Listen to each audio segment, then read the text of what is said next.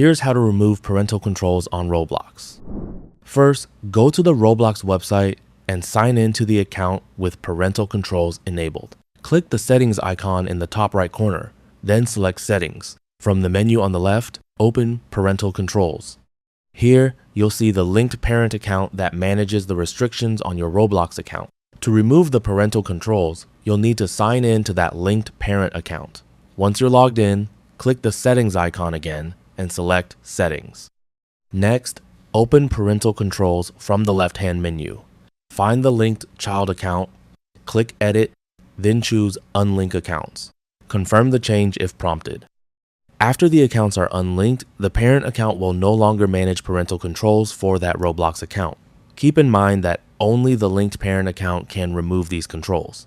If you don't have access to that account, you'll need to recover it before making any changes. That's all for this video. Thanks.